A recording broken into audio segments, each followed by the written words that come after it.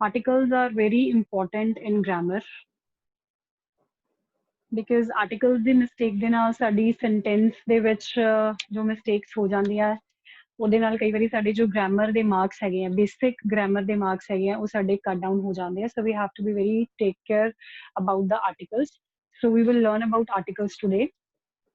And for articles, the very first thing is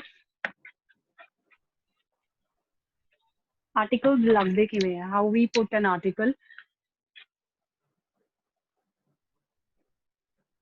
As you know that there are 26 letters, right, in which there are 5 vowels and rest are the consonants, right? 5 vowels means A, E, I, O and U, right? But ਅਸੀਂ articles ਕਿਵੇਂ ਲਗਾਣੇ ਆ, articles ਜਿਹੜੇ ਸਾਡੇ ਲੱਗਦੇ ਹੈਗੇ ਆ ਉਹ ਚੱਲਦੇ ਹੈਗੇ ਆ ਸਾਡੇ nouns ਦੇ accordingly. ਅਸੀਂ ਹਮੇਸ਼ਾ noun ਤੋਂ ਪਹਿਲਾਂ article ਲਗਾਣੇ ਆ, ਠੀਕ ਹੈ? Articles ਸਾਡੇ ਕੋਲ 3 ਹੁੰਦੇ ਆ. There are 3 articles. There is a, an and the, right?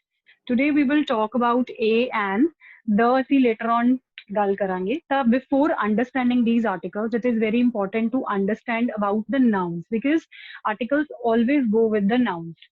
So in nouns, we are talking about 2 types of nouns. Well, there are so many different types of nouns, but articles ਅਸੀਂ ਕਿਵੇਂ ਲਗਾਉਂਦੇ ਆ, 2 ਤਰ੍ਹਾਂ ਦੇ nouns ਹੁੰਦੇ ਆ ਜਿਨ੍ਹਾਂ ਨੂੰ ਆਪਾਂ ਕੰਸੀਡਰ ਕਰਦੇ ਹੈਗੇ ਆ ਜਦੋਂ ਅਸੀਂ articles ਲਗਾਉਂਦੇ ਆ. The first one is countable noun. ਤੁਸੀਂ ਜੋ ਮੈਂ ਬੋਰਡ ਤੇ ਲਿਖ ਰਹੀ ਹਾਂ ਪਲੀਜ਼ ਤੁਸੀਂ ਆਪਣੇ ਨੋਟਬੁੱਕ ਦੇ ਵਿੱਚ ਨੋਟ ਕਰੀ ਜਾਣਾ, ਠੀਕ ਹੈ? ਹੈਲੋ, ਯੈਸ ਮੈਮ, ਮੈਂ ਜੋ ਲਿਖ ਰਹੀ ਹਾਂ ਉਹ ਤੁਸੀਂ ਪਲੀਜ਼ ਨਾਲ ਨਾਲ ਨੋਟ ਕਰ ਲੈਣਾ, ਓਕੇ ਮੈਮ। ਠੀਕ ਹੈ? ਨਾउन ਸਾਡੇ 2 ਤਰ੍ਹਾਂ ਦੇ ਹੈਗੇ ਆ, one is countable and the another one is uncountable. Countable ਨਾउन्स ਕਿਹੜੇ ਹੁੰਦੇ ਆ? ਕਾਊਂਟੇਬਲ ਨਾउन्स ਉਹ ਹੁੰਦੇ ਆ ਜਿਹੜੀਆਂ ਚੀਜ਼ਾਂ ਨੂੰ ਅਸੀਂ ਗਿਣ ਸਕਦੇ ਹਾਂ, ਠੀਕ ਹੈ? ਬੇਸਿਕਲੀ ਨਾउन्स ਕੀ ਹੁੰਦੇ ਆ? ਨਾउन ਹੋ ਗਏ ਕਿਸੇ ਪਰਸਨ ਦਾ ਨੇਮ ਹੋ ਗਿਆ, ਕੋਈ ਸਿਟੀ ਦਾ ਨੇਮ ਹੋ ਗਿਆ, ਕੋਈ ਪਲੇਸ ਦਾ ਨੇਮ ਹੋ ਗਿਆ, ਕੋਈ ਫਰੂਟ ਦਾ ਨੇਮ ਹੋ ਗਿਆ. these all are nouns. further nouns common and proper ਹੁੰਦੇ ਆ, ਠੀਕ ਹੈ? ਪ੍ਰੋਪਰ ਨਾउन्स ਹੋ ਗਏ ਜੋ ਅਸੀਂ ਪ੍ਰੋਪਰ ਕੋਈ ਨਾਮ ਦੇਤਾ, ਤੇ ਕਾਮਨ ਨਾउन्स ਵੀ ਹੁੰਦੇ ਆ, ਬਟ ਅਸੀਂ ਇੰਨੇ ਜ਼ਿਆਦਾ ਡੀਪ ਹਲੇ ਨਹੀਂ ਜਾ ਰਹੇ, ਆਪਾਂ ਬੇਸਿਕਲੀ ਸਿਰਫ ਗੱਲ ਕਰ ਰਹੇ ਹਾਂ ਕਿ ਕਾਊਂਟੇਬਲ ਨਾउन्स ਕੀ ਹੁੰਦੇ ਆ. ਕਾਊਂਟੇਬਲ ਨਾउन्स ਮੀਨਸ ਜਿਹੜੀਆਂ ਚੀਜ਼ਾਂ ਨੂੰ ਅਸੀਂ ਗਿਣ ਸਕਦੇ ਹਾਂ ਉਹਨਾਂ ਨੂੰ ਅਸੀਂ ਕਾਊਂਟੇਬਲ ਕਹਿੰਦੇ ਆ. ਕਾਊਂਟੇਬਲ ਨਾउन्स ਜਿਹੜੇ ਹੈਗੇ ਸਾਡੇ ਫਰਦਰ 2 ਤਰ੍ਹਾਂ ਦੇ ਹੁੰਦੇ ਆ. ਇੱਕ ਹੁੰਦੇ ਆ ਸਾਡੇ ਸਿੰਗੂਲਰ countable nouns, ਇੱਕ ਹੁੰਦੇ ਆ ਸਾਡੇ plural countable nouns, right? nouns ਜਿਵੇਂ ਕਿ ਹੁਣ ਮੈਂ singular ਦੀ example ਲਿਖ ਰਹੀ ਹਾਂ ਪਹਿਲਾਂ. for example, I eat a banana every day, right? so in this sentence what is I ਤਾਂ ਹੋ ਗਿਆ ਜਿਸ ਦੇ ਬਾਰੇ ਅਸੀਂ ਗੱਲ ਕਰ ਰਹੇ ਹਾਂ, ਮੀਨਸ ਮੈਂ ਆਪਣੇ ਆਪ ਬਾਰੇ ਗੱਲ ਕਰ ਰਹੀ ਹਾਂ. eat ਮੇਰਾ ਕੀ ਹੋ ਗਿਆ? eat is my verb. banana ਕੀ ਹੈ? banana is my noun, ਠੀਕ ਹੈ? because it is a proper noun, because fruits ਹੋ ਗਿਆ common noun, ਉਹਦੇ ਅੰਦਰ banana ਕੀ ਹੋ ਗਿਆ? ਇੱਕ proper noun. and I can count banana ਨੂੰ ਮੈਂ ਗਿਣ ਸਕਦੀ ਹਾਂ, ਠੀਕ ਹੈ? ਤਾਂ ਉਹ countable noun ਦੇ ਅੰਦਰ ਆਏਗਾ. every day I am talking about singular means plural ਦੇ ਪਿੱਛੇ ਹਮੇਸ਼ਾ ਅਗਰ ਜੋ ਸਾਡਾ ਨਾउन ਹੈ ਉਹ ਹਮੇਸ਼ਾ ਪਲੂਰਲ ਦੇ ਪਿੱਛੇ ਕੀ ਲੱਗ ਜਾਂਦਾ ਹੈ? ਐਸ ਲੱਗ ਜਾਂਦਾ ਹੈ. ਤਾਂ ਜਦੋਂ ਵੀ ਅਸੀਂ ਇੱਕ ਸਿੰਗੂਲਰ ਕਾਊਂਟੇਬਲ ਨਾउन ਲਿਖਦੇ ਹਾਂ ਅਸੀਂ ਹਮੇਸ਼ਾ ਉਹਦੇ ਅੱਗੇ ਕੀ ਲਗਾਉਂਦੇ ਆ? ਆਰਟੀਕਲ ਲਗਾਉਂਦੇ ਆ.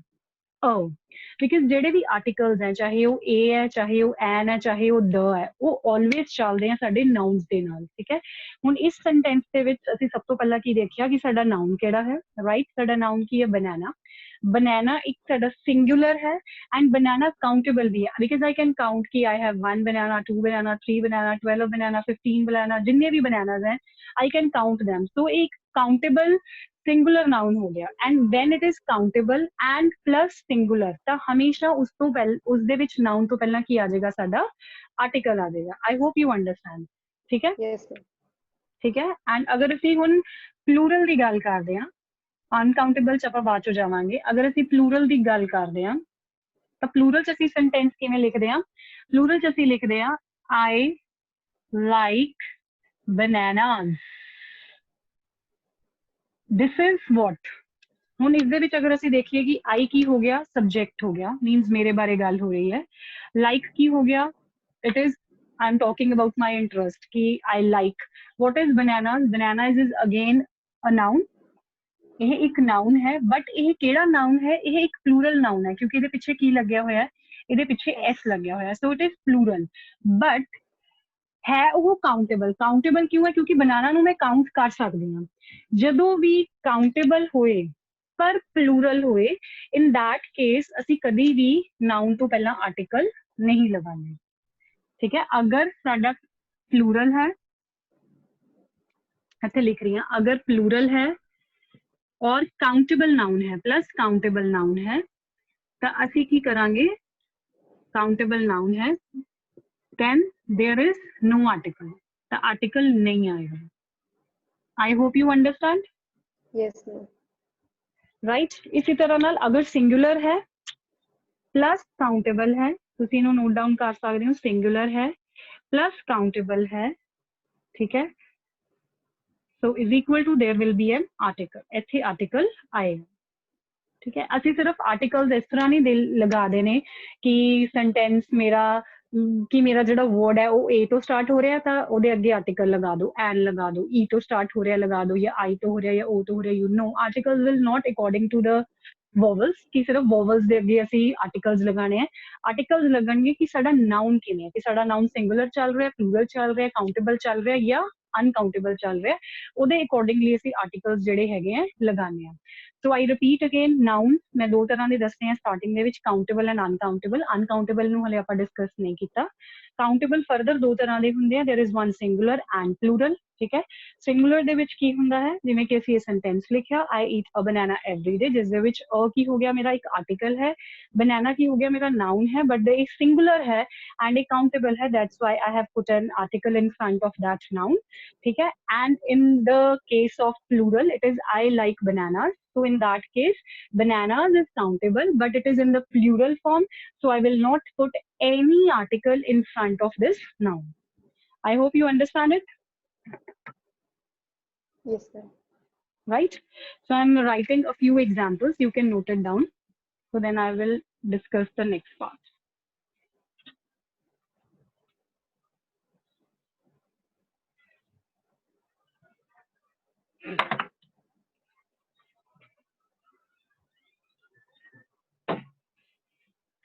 so please note down some of the examples।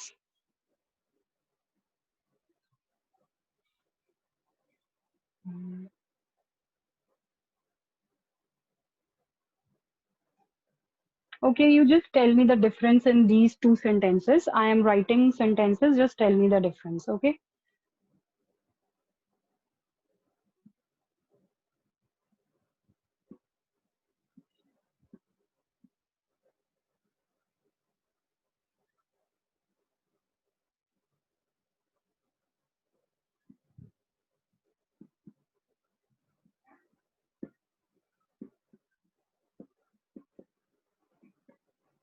so please tell me, these are two sentences। the first sentence is there's been an accident and the second sentence is accidents can be prevented। so what is the difference in these two sentences? Ma'am ऊपर वाले What चे is, कि accident कि उत्थे accident ਹਾਂਜੀ हो ਹਾਂ, सकता है और मैम थल्ले कि आप एक्सीडेंट प्रिवेंट कर सकते हैं। ਨਹੀਂ ਇਹ ਤਾਂ ਤੁਸੀਂ ਮੀਨਿੰਗ ਦੱਸਿਆ ਨਾ, ਮੈਂ ਗ੍ਰਾਮੈਟਿਕਲੀ ਗੱਲ ਪੁੱਛ ਰਹੀ ਹਾਂ ਵੀ ਗ੍ਰਾਮੈਟਿਕਲੀ ਤੁਹਾਨੂੰ ਇਹਦੇ ਵਿੱਚ ਕੀ ਡਿਫਰੈਂਸ ਲੱਗ ਰਿਹਾ ਦੋ ਸੈਂਟੈਂਸਸ ਦੇ ਵਿੱਚ, what is the grammatical difference। ਇੱਥੇ ਜੋ ਸਾਡਾ ਐਕਸੀਡੈਂਟ ਹੈ, ਵੀ ਆਰ ਟਾਕਿੰਗ ਅਬਾਊਟ, ਦੇਖੋ ਇਹਦੇ ਅੱਗੇ ਆਰਟੀਕਲ ਲੱਗਿਆ ਹੋਇਆ, ਰਾਈਟ। ਪਹਿਲੀ ਗੱਲ ਤਾਂ ਇੱਥੇ we are talking about any particular accident, ਵੀ ਕੋਈ ਐਕਸੀਡੈਂਟ ਹੋਇਆ, ਠੀਕ ਹੈ। ਵੀ ਆਰ ਟਾਕਿੰਗ ਅਬਾਊਟ ਕਿ ਜਿਵੇਂ ਫॉर एग्जाम्पल कि मैं आ रहा सी, मैं रस्ते च एक एक्सीडेंट देखा, I am talking about an accident maybe which I have experienced और maybe which I have seen, so I am talking about some particular thing, ठीक है। ਇੱਥੇ ਜਿਹੜਾ ਐਕਸੀਡੈਂਟ ਹੈ ਇਹ ਇੱਕ ਸਿੰਗੂਲਰ ਕਾਊਂਟੇਬਲ ਨਾउन ਦੇ ਅਕੋਰਡਿੰਗਲੀ ਚੱਲ ਰਿਹਾ, ਤਾਂ ਹੀ ਉਹਦੇ ਅੱਗੇ ਆਰਟੀਕਲ ਲੱਗਿਆ, you understand। ਇਹਦੇ ਪਿੱਛੇ ਐਸ ਵੀ ਨਹੀਂ ਲੱਗਿਆ because I am talking about one particular accident maybe which I have seen on the road। in the second sentence ਇਹਦੇ ਵਿੱਚੋਂ ਕੀ ਕਹਿ ਰਿਹਾ ਕਿ accidents, this is a general statement। I am not talking about any one particular accident, I am talking about accident। here accident is in the like, this is a plural noun, here I cannot say like an accidents because पहली गल ਤਾਂ अगर वो an है ਤਾਂ an ਦਾ मतलब ਕੀ ਹੋ ਜਾਂਦਾ, we are talking about one, ठीक है। but अगर we are talking about an, so ਇੱਥੇ s ਨਹੀਂ ਲੱਗ ਸਕਦਾ, right। here we are talking about plural noun accidents can be prevented. So if it is a plural and countable noun, so we will not put an article in front of that. So this is the main difference in these two sentences कि साडा noun ਤਾਂ accident ही है, जिवें कि last वाले sentence ਦੇ ਵਿੱਚ जो साडा noun ਸੀ ਉਹ ਕੀ ਸੀगा, that was banana. Banana was the noun in the last sentence. In one sentence we have put a banana, in the next sentence we have said bananas. So this is the same noun, but किसी जगह ਤੇ same ਨਾउਨ ਦੇ ਨਾਲ ਅ ਲੱਗ ਰਿਹਾ ਹੈ and next statement ਦੇ ਵਿੱਚ ਨਹੀਂ ਲੱਗ ਰਿਹਾ। ਦਾ ਡਿਫਰੈਂਸ ਕੀ ਹੈ, ਉਹ ਅਸੀਂ ਡਿਫਰੈਂਸ ਕੀ ਲਗਾ ਰਹੇ ਹਾਂ ਕਿ ਕਾਊਂਟੇਬਲ ਹੈ ਜਾਂ ਅਨਕਾਊਂਟੇਬਲ ਹੈ। ਅੰਡਰਸਟੈਂਡ ਹੋ ਗਿਆ ਤੁਹਾਨੂੰ? Hello hello. ਹਾਂਜੀ ਅੰਡਰਸਟੈਂਡ ਹੋ ਗਿਆ? Yes ma'am. ਠੀਕ ਹੈ, ਤੁਸੀਂ ਪਲੀਜ਼ ਪੁੱਛ ਲਿਆ ਕਰੋ ਅਗਰ ਐਂਡ ਐਨੀ, ਇਹ ਡਿਫਰੈਂਸ ਤੁਹਾਨੂੰ ਪਤਾ ਹੋਣਾ ਚਾਹੀਦਾ। ਸਮ ਤੇ ਐਨੀ ਇਹ ਅਸੀਂ ਕਿਹਦੇ ਨਾਲ ਯੂਜ਼ ਕਰਦੇ ਹਾਂ, we use with plural countable known.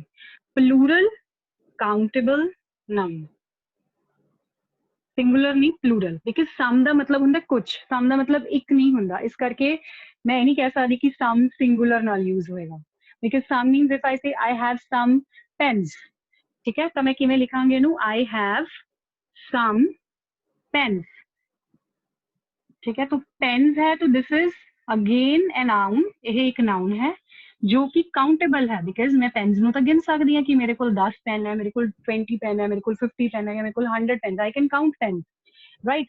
But अगर मैं ਉਹਦੇ सम लगा रही ਹਾਂ ਤਾਂ ऑब्वियसली सम ਤੋਂ ਬਾਅਦ ਵਾਲਾ ਜਿਹੜਾ ਵੀ ਮੇਰਾ ਨਾउन ਆਏਗਾ ਉਹ ਪਲੂਰਲ ਚ ਆਏਗਾ। ਜਿਵੇਂ ਕਿ ਆਪਾਂ ਆਇਲਸ ਤੇ ਐਸੇ ਵੀ ਲਿਖਦੇ ਹਾਂ some people, people is itself a plural, we will never write that some peoples, because people is a plural।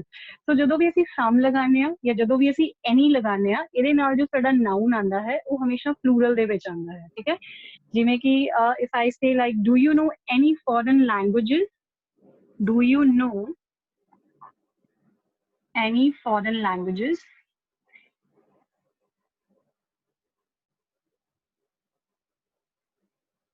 ठीक है। इस दे विच की है, हुण देखो आई am talking about any, because आप दो पॉइंट चुके सी सम एंड एनी। सम दे नाल I have already explain you कि सम दे नाल नाउन की आएगा, प्लूरल आएगा। इसी तरह दे नाल जो साडा एनी है, एनी दे नाल जो साडा नेक्स्ट आएगा, this is a kind of an adjective, because nouns को पहला एडजेक्टिव्स लग जाते हैं, बिकॉज नाउन प्लस एडजेक्टिव होंगे। जिवें आपां कहिए कि she is a girl, sorry कह रही हूं मैं, आई से लाइक सपोज है ना, he is a smart boy, एक बहुत स्मार्ट बॉय है। तो हुण इस दे विच की है, बॉय की हो गया साडा नाउन हो गया, एंड स्मार्ट की हो गया साडा एडजेक्टिव हो गया। तो इसी तरह नाल this is an adjective and this is noun, and we are talking about noun. आपां लैंग्वेजेस नू काउंट कर सकते हैं कि ऑल ओवर द वर्ल्ड कितनी लैंग्वेजेस हैगियां। तो language is basically a countable noun, but when we are using any, we always use plural countable noun। I hope you understand some and any। No ma'am, I have understand. नहीं समझ आया?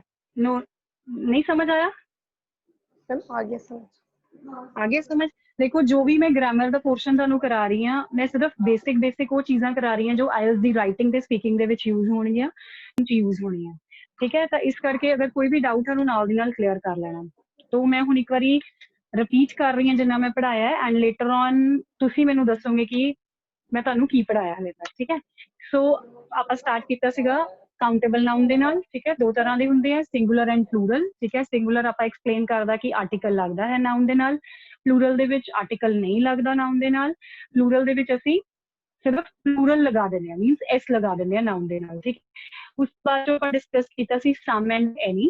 ਸਮ ਦਾ ਮਤਲਬ, ਠੀਕ ਹੈ, ਐਨੀ ਦਾ ਮਤਲਬ it is again a kind of ਜਿਹੜਾ ਕਿ ਸਾਡਾ ਪਲੂਰਲ ਦੇ ਨਾਲ ਜਾਂਦਾ, ਜਿਵੇਂ ਕਿ I have some pens, I have some books, and some means some ਤੋਂ ਬਾਅਦ ਜਦੋਂ ਵੀ ਜੋ ਵੀ ਆਏਗਾ ਉਹ ਨਾउन ਉਹ ਪਲੂਰਲ ਫਾਰਮ ਚ ਆਏਗਾ, and you have to take care of it। and any ਤੋਂ ਬਾਅਦ ਜੋ ਵੀ any can also be used for uncountable, ਜੋ ਮੈਂ ਤੁਹਾਨੂੰ ਅੱਗੇ ਜਾ ਕੇ ਦੱਸਾਂਗੀ, and any foreign languages। so languages is again that I can count, but with the thing which I can count and it is a plural countable noun, so I will go with s and with any। I cannot say do you know an foreign languages, because वो कोई sense नहीं बनेगा, grammatically कोई sense नहीं बनेगा, ठीक है। तो ये सारियां चीज़ां हैं, एंड प्लीज तुसी एक बारी मैनू दस दो सो दैट मैनू पता चल जाए। यू हैव 1 minute कि मैं ਤੁਹਾਨੂੰ ਕੀ ਸਮਝਾਇਆ so that ਆਪਾਂ ਅੱਗੇ start ਕਰ ਸਕੀਏ। yes yes ma'am. ਬੋਲੋ। yes मैम आज ਤੁਸੀਂ ਨਾउन ਸਮਝਾਇਆ countable and ਹਾਂਜੀ uncountable ਹਾਂਜੀ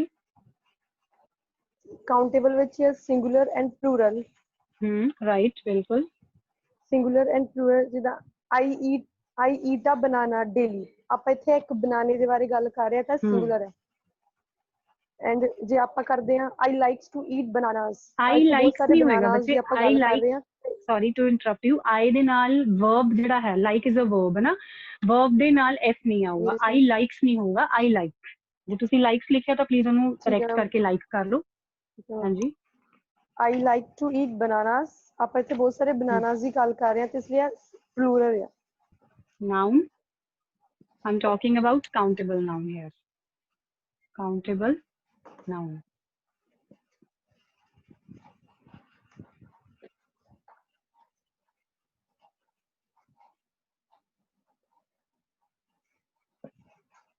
singular with article ਆਏਗਾ right singular noun ਜਦੋਂ ਵੀ ਹੋਏਗਾ ਅਸੀਂ ਉਹਦੇ ਨਾਲ article ਲਗਾਵਾਂਗੇ article and when we are talking about plural I'm talking about countable plural countable noun the plural countable ਦੇ ਵਿੱਚ no article without article ਠੀਕ ਹੈ ਉਹਦੇ ਵਿੱਚ article ਨਹੀਂ ਆਏਗਾ ਆਪਾਂ ਕਿਹੜੇ articles ਦੀ ਗੱਲ ਕਰ ਰਹੇ ਹਾਂ we are talking about a and ਠੀਕ ਹੈ ਆਪਾਂ the article ਦੀ ਗੱਲ ਹਲੇ ਨਹੀਂ ਕਰ ਰਹੇ ਉਸ ਤੋਂ ਬਾਅਦ ਚੋਂ I have told you about कि जो plural है further जो plural countable noun है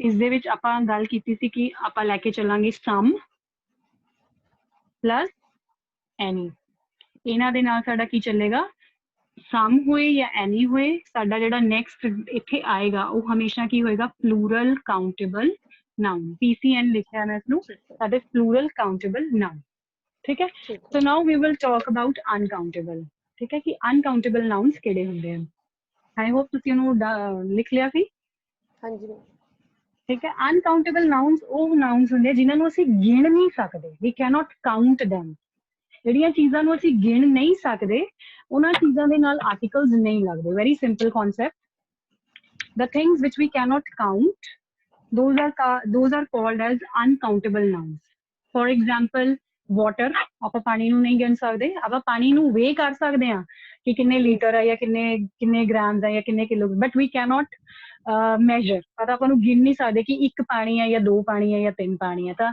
ਅਗਰ ਵਾਟਰ ਦੀ ਗੱਲ ਹੋ ਰਹੀ ਹੈ ਤਾਂ ਡੈਫੀਨੇਟਲੀ ਵਾਟਰ ਦੇ ਅੱਗੇ ਆਰਟੀਕਲ ਨਹੀਂ ਲੱਗ ਸਕਦਾ ਬਿਕਾਜ਼ ਵਾਟਰ ਨੂੰ ਗਿਣਿਆ ਨਹੀਂ ਜਾ ਸਕਦਾ ਰਾਈਟ ਅਨਕਾਊਂਟੇਬਲ ਨਾਊਨਸ ਕਿਹੜੇ ਹੁੰਦੇ ਆ uncountable ਨਾਊਨਸ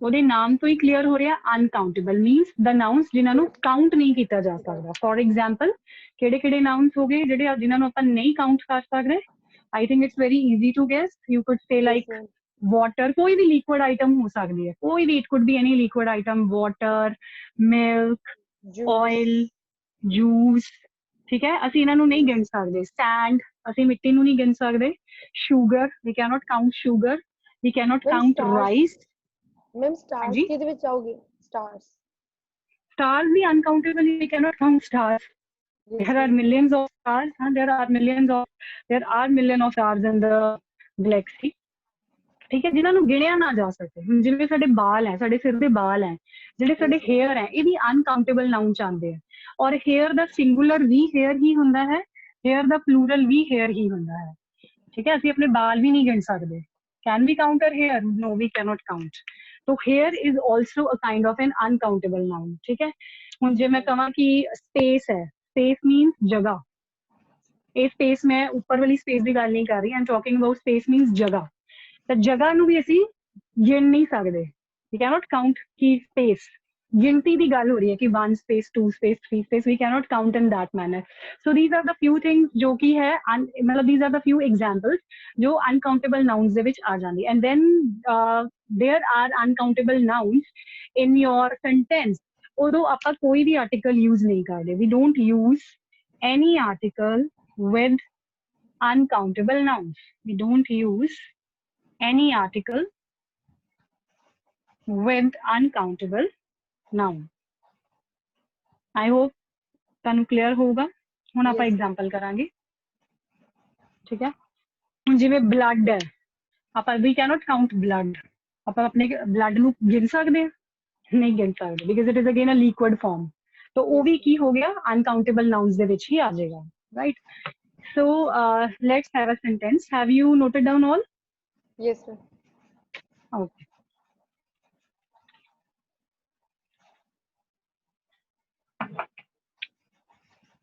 For example, there's sand in my shoes.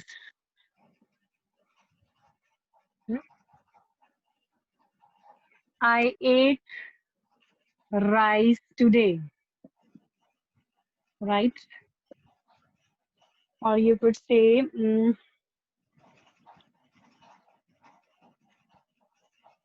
okay. For example, there's blood in your shirt. There's blood in your shirt. On your shirt, होना चाहिए, sorry. On your shirt. ਹੁਣ ਆਪਾਂ ਇਹਨਾਂ sentences ਨੂੰ analyze ਕਰਾਂਗੇ। ਦੇਖੋ ਇਹ ਚੀਜ਼ ਬਹੁਤ ਇੰਪੋਰਟੈਂਟ ਹੈ ਕਿ ਤੁਹਾਨੂੰ ਨਾउन ਦੀ ਪਹਿਚਾਨ ਹੋਣੀ ਚਾਹੀਦੀ ਹੈ ਕਿ ਸੈਂਟੈਂਸ ਚ ਨਾउन ਕਿਹੜਾ, ਠੀਕ ਹੈ। ਚੂਜ਼ ਵੀ ਇੱਕ ਤਰ੍ਹਾਂ ਨਾਲ ਨਾउन ਚ ਆ ਜਾਂਦਾ, ਠੀਕ ਹੈ। There sand in my shoes. Sand जो है ਇਹ ਕੀ ਹੈ, ਮਿੱਟੀ ਦੀ ਗੱਲ ਹੋ ਰਹੀ ਹੈ। ਆਪਾਂ ਇਹ ਨਹੀਂ ਕਹਿ ਸਕਦੇ ਕਿ देयर इज अ सैंड, ਆਪਾਂ ਨਹੀਂ ਕਹਿ ਸਕਦੇ ਕਿਉਂਕਿ ਅਸੀਂ ਸੈਂਡ ਨੂੰ ਗਿਣ ਹੀ ਨਹੀਂ ਸਕਦੇ। ਜੇ ਅਸੀਂ ਸੈਂਡ ਨੂੰ ਗਿਣ ਨਹੀਂ ਸਕਦੇ ਤਾਂ ਅਸੀਂ ਉਹਦੇ ਅੱਗੇ ਏ ਨਹੀਂ ਲਗਾਵਾਂਗੇ, ਅਸੀਂ ਸਿੰਪਲ ਲਿਖਾਂਗੇ। ਅਗਰ ਅਸੀਂ ਏ ਲੱਗਿਆ ਹੋਏਗਾ ਤਾਂ ਦੈਟ ਇਜ਼ ਰੋਂਗ, ਉਹ ਚੀਜ਼ ਗਲਤ ਹੈ। ਤਾਂ ਇਹ ਸੈਂਟੈਂਸ ਠੀਕ ਕਿਵੇਂ ਹੈ, ਜਦੋਂ ਇਹ ਆਰਟੀਕਲ ਨਹੀਂ ਲੱਗਿਆ ਹੋਇਆ and there is only there sand in my shoes, right. Next sentence हो गया आई एट राइस टुडे, ठीक है। ਇਹ ਟਾਈਮ ਦੀ ਗੱਲ ਹੋ ਗਈ, ਇਹ ਸਬਜੈਕਟ ਦੀ ਗੱਲ ਹੋ ਗਈ, ਇਹ ਸਾਡਾ ਵਰਬ ਹੋ ਗਿਆ। ਤਾਂ ਸਾਡੇ ਕੋਲ ਬਚਿਆ ਕੀ, rice. So we are talking about rice. Rice ਕੀ ਹੈ, ਸਾਡਾ ਇੱਕ ਅਨਕਾਊਂਟੇਬਲ ਰਾਈਸ ਹੈ। ਅਸੀਂ ਨਹੀਂ ਗਿਣ ਸਕਦੇ ਕਿ ਅੱਜ ਮੈਂ ਕਿੰਨੇ ਦਾਣੇ ਚੌਲ ਖਾਦੇ, ਮੈਂ 100 ਦਾਣੇ ਖਾਦੇ, ਮੈਂ 200 ਦਾਣੇ ਖਾਦੇ। तो इट्स नॉट पॉसिबल कि ਅਸੀਂ ਰਾਈਸ ਨੂੰ ਗਿਣੀਏ। ਤਾਂ ਰਾਈਸ ਮੇਰਾ ਇੱਥੇ ਨਾउन ਹੈ, ਬਟ ਇਹ ਮੇਰਾ ਨਾउन ਕਿਹੜਾ ਹੈ, ਇਹ ਮੇਰਾ ਅਨਕਾਊਂਟੇਬਲ ਨਾउन ਹੈ। ਤੇ ਜਦੋਂ ਮੇਰਾ ਅਨਕਾਊਂਟੇਬਲ ਨਾउन ਹੋਊਗਾ ਤਾਂ ਉਹ ਤੋਂ ਪਹਿਲਾਂ ਆਰਟੀਕਲ ਨਹੀਂ ਲੱਗੂਗਾ। There will be no a, there will be no an. I cannot say I ate a rice today, ठीक है, ਇਹ ਮੈਂ ਨਹੀਂ ਕਹਿ ਸਕਦੀ। ਇਸੇ ਤਰ੍ਹਾਂ ਦੇ ਨਾਲ ਜੋ ਨੈਕਸਟ ਸੈਂਟੈਂਸ ਹੈ, ਨੈਕਸਟ ਸੈਂਟੈਂਸ ਕੀ ਹੈ ਕਿ there's blood on your shirt, कि थोड़ी शर्ट ਦੇ ਉੱਤੇ ब्लड है, ब्लड ਲੱਗਿਆ ਹੋਇਆ है। तो जो blood है, again I cannot count blood. So in these three examples, sand, rice and blood, these all three examples are the examples of uncountable noun. So when there are uncountable nouns, we don't have to put articles in front of that noun, ठीक है। ਅਸੀਂ ਇਸ ਨੂੰ modify ਕਰ ਸਕਦੇ ਹਾਂ। Sentence ਨੂੰ ਕਿਵੇਂ ਲਿਖਿਆ ਜਾ ਸਕਦਾ ਕਿ I ate a bowl of rice today, a bowl of rice today। ਹੁਣ ਇਸ ਸੈਂਟੈਂਸ ਤੇ ਇਸ ਸੈਂਟੈਂਸ ਚ ਡਿਫਰੈਂਸ ਕੀ ਹੈ? ਡਿਫਰੈਂਸ ਸਿਰਫ ਇੰਨਾ ਹੈ ਕਿ ਇੱਥੇ ਇੱਕ ਬਾਉਲ ਦੀ ਗੱਲ ਆ ਗਈ। ਬਾਉਲ ਮੀਨਸ ਇੱਕ ਕਟੋਰੀ, ਇੱਕ ਕੌਲੀ, and I can count that ਕੌਲੀ, ਆਈ ਕੈਨ ਕਾਊਂਟ ਇੱਕ ਬਾਉਲ। ਤਾਂ ਬਾਉਲ ਦੇ ਅੱਗੇ I can put a, but I cannot put a in front of rice. I hope you understand. Yes, ma'am. Rice ਨੂੰ ਆਪਾਂ ਨਹੀਂ ਗਿਣ ਸਕਦੇ, ਤਾਂ ਇਸ ਕਰਕੇ ਰਾਈਸ ਅੱਗੇ ਮੈਂ ਆਰਟੀਕਲ ਨਹੀਂ ਲਗਾ ਸਕਦੀ, ਬਟ ਮੈਂ ਕੌਲੀ ਨੂੰ ਤਾਂ ਗਿਣ ਸਕਦੀ ਹਾਂ। ਤਾਂ ਅਗਰ ਮੈਂ ਕੌਲੀ ਨੂੰ ਗਿਣ ਸਕਦੀ ਹਾਂ ਤਾਂ ਮੈਂ ਆਪਣੇ ਸੈਂਟੈਂਸ ਨੂੰ ਮੋਡੀਫਾਈ ਕਰਕੇ ਵੀ ਲਿਖ ਸਕਦੀ ਹਾਂ that I ate a bowl of rice today. So a bowl ਕੀ ਹੋ ਗਿਆ, ਇੱਕ ਇੱਕ bowl. ਬਾਉਲ ਕੀ ਹੋ ਗਿਆ, ਇੱਕ ਕਾਊਂਟੇਬਲ ਨਾउन ਹੋ ਗਿਆ। ਤੇ ਕਾਊਂਟੇਬਲ ਨਾउन ਦੇ ਅੱਗੇ ਮੈਂ ਆਰਟੀਕਲ ਲਗਾਤਾ ਐਂਡ ਸਿੰਪਲ ਮੈਂ ਸੈਂਟੈਂਸ ਬਣਾਤਾ। ਇਸੇ ਤਰ੍ਹਾਂ ਨਾਲ ਇਸ ਸੈਂਟੈਂਸ ਨੂੰ ਵੀ ਆਪਾਂ ਮੋਡੀਫਾਈ ਕਰ ਸਕਦੇ ਹਾਂ। ਇਸ ਸੈਂਟੈਂਸ ਨੂੰ ਆਪਾਂ ਕਿਵੇਂ ਲਿਖ ਸਕਦੇ ਹਾਂ? We can write this sentence like there's a spot of blood, a spot of blood on your shirt, blood on your shirt। ਇਹਦਾ ਮਤਲਬ ਕੀ ਹੋ ਗਿਆ? ਇਹਦਾ ਮਤਲਬ ਹੋ ਗਿਆ ਕਿ ਤੁਹਾਡੀ ਸ਼ਰਟ ਦੇ ਉੱਤੇ ਇੱਕ ਦਾਗ ਹੈ, ਇੱਕ ਸਪੌਟ ਹੈ। I can count spots, right, ਕਿ ਇੱਕ ਜਗ੍ਹਾ ਦਾਗ ਲੱਗਿਆ ਹੋਇਆ ਜਾਂ ਦੋ ਜਗ੍ਹਾ ਦਾਗ ਲੱਗਿਆ ਹੋਇਆ, ਤਿੰਨ ਜਗ੍ਹਾ। I can count that spots, but I cannot count blood. So in front of blood, I will definitely not put any article, but I can count spots, so I can put a. Instead of putting a, I can also write there are two spots on your blood. There are two spots of blood on your shirt। ਤਾਂ ਇਹ ਵੀ ਇੱਕ ਤਰ੍ਹਾਂ ਨਾਲ number ਜੋ ਹੈ ਉਹ ਵੀ ਨਾउन्स ਤੋਂ ਪਹਿਲਾਂ ਲੱਗ ਸਕਦੇ ਹਨ।